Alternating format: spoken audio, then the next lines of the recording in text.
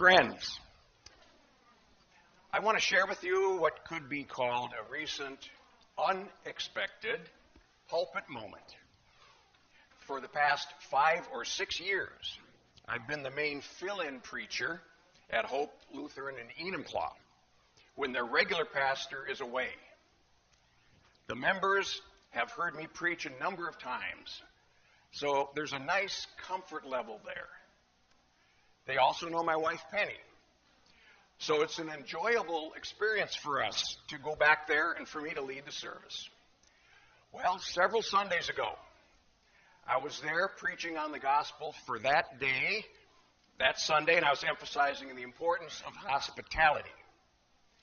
I'd been impressed by something a pastor had said, so I shared it with the congregation. The pastor admitted that he gave everything he had to everyone at work, but when he came home, he had nothing left to give to his wife and kids. I admired his honesty.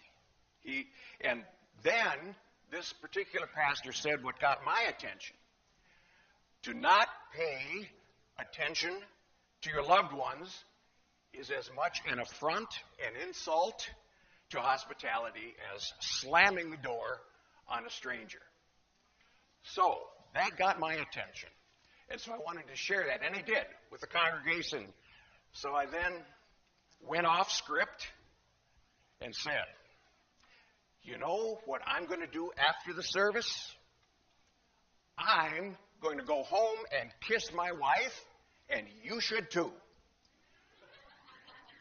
A voice from the congregation immediately responded, but I don't want to kiss your wife. That's how they reacted. I laughed so hard, I practically keeled over. The congregation erupted in laughter, just like you did. It was a wonderful, unexpected pulpit moment. I've been doing this for 27 years, and occasionally you have those. And I had one. So, now to get more serious vein, of course we're in Matthew's Gospel. And it's important for us to keep in mind that each Gospel writer is addressing their specific communities at different times in history, each with their own particular concerns. We don't have to be historians, but to have a little historical appreciation can be helpful.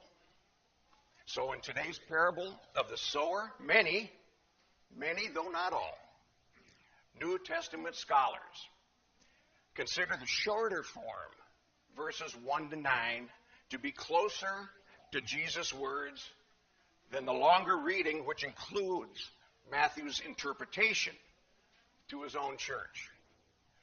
I will focus on the parable in verses 1 to 9, the shorter form. Now, in scattering seeds to all kinds of soil, instead of only good soil, it seems like the sower was not a good, cost-efficient businessman. What in the world was he doing? Scattering seeds on all kinds of soil. That's no way to run a business. Yet, isn't that what you and I are to do as followers of Christ? Scatter seeds of faith, hope, and love in Jesus Christ in various ways and in various places.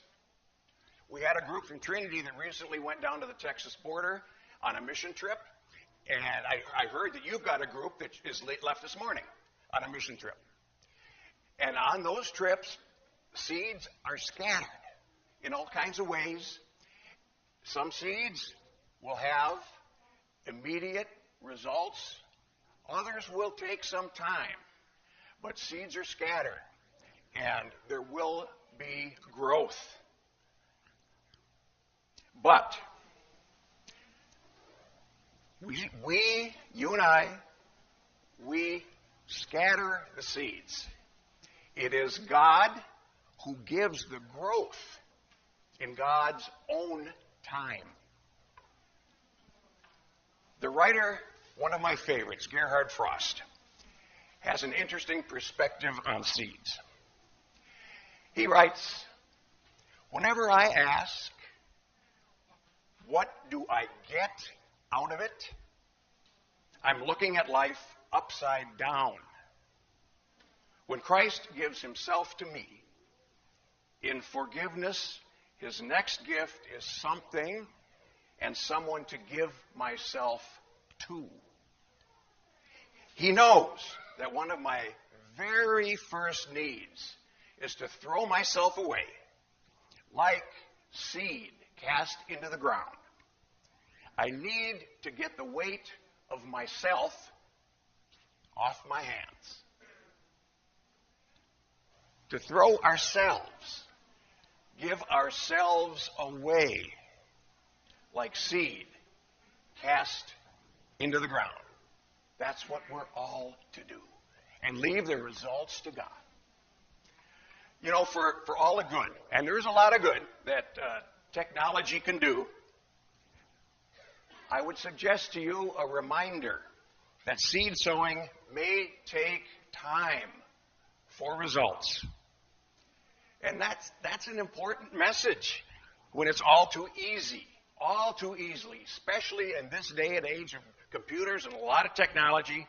It's way too easy to expect quick answers to every problem or challenge. I got to have the answer, and I got to have it yesterday. Got to have it right now. No. Patience and faithful persistence, a refusal to give up, is important. It's a message we need in our time.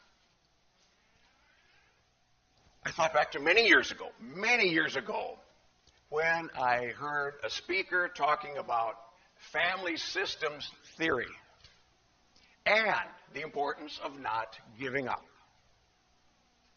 As I recall it, the speaker said to expect resistance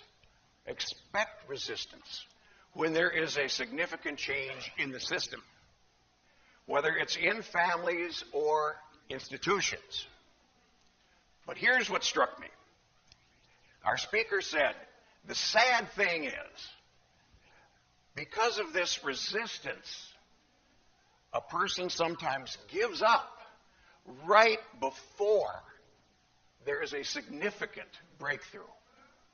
This was a lot of years ago, and that has stayed with me. Give up just before there's a real breakthrough. There has never been a golden era. There's never been a golden era, a problem-free, resistance-free time in church history.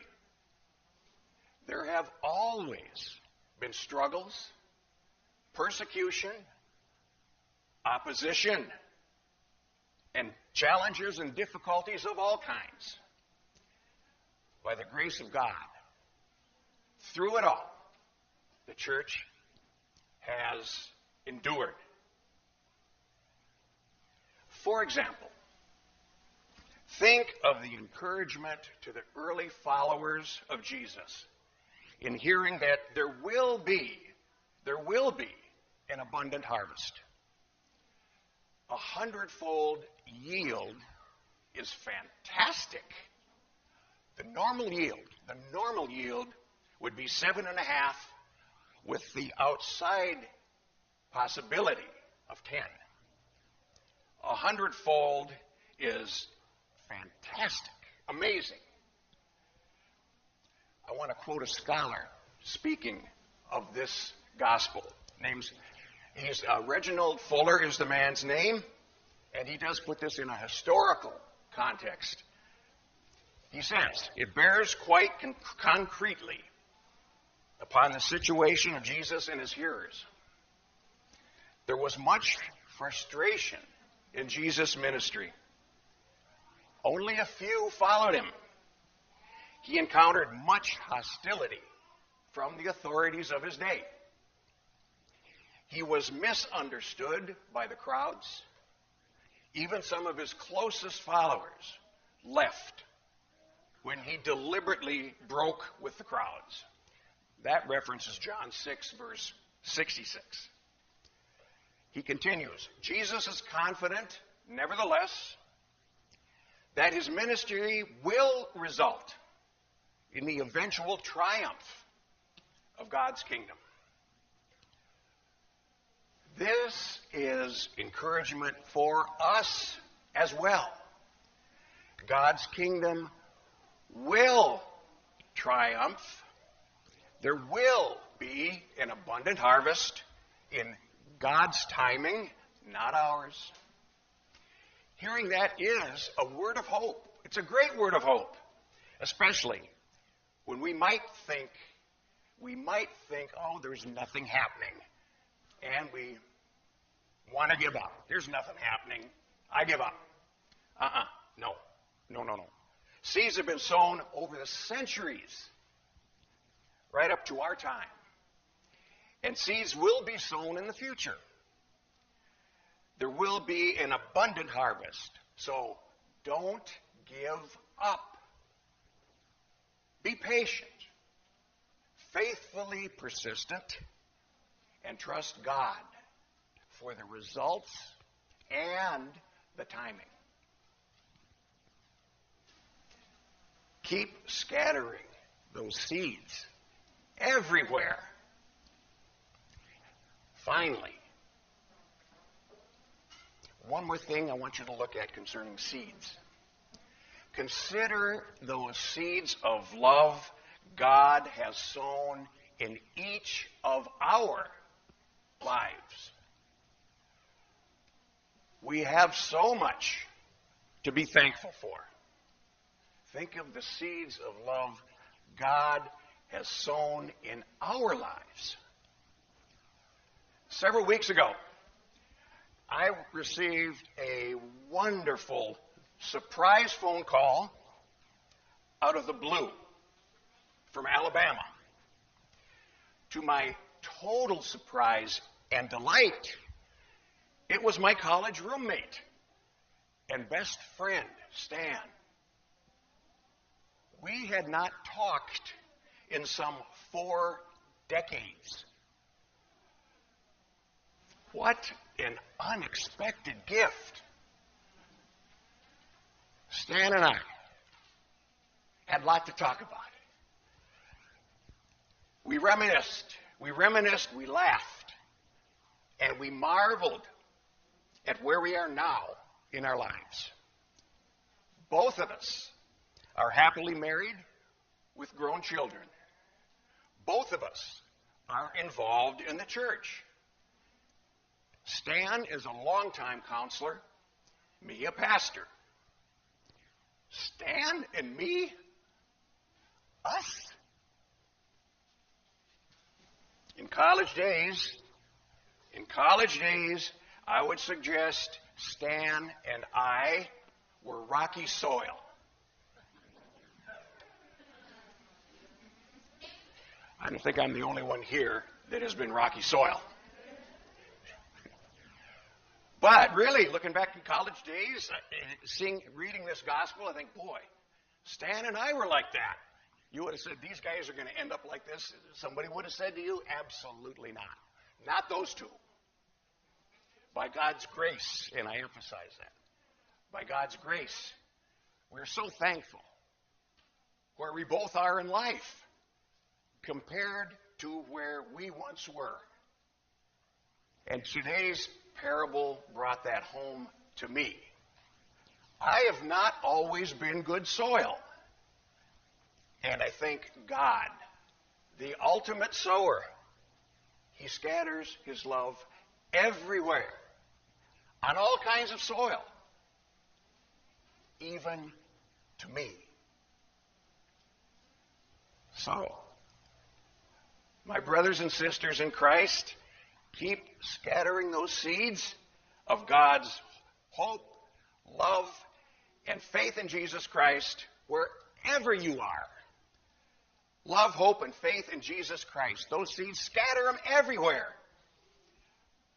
You and I are not to judge the soil, but we are to scatter the seeds everywhere, on all kinds of ground, in all kinds of circumstances, with all kinds of people, and trust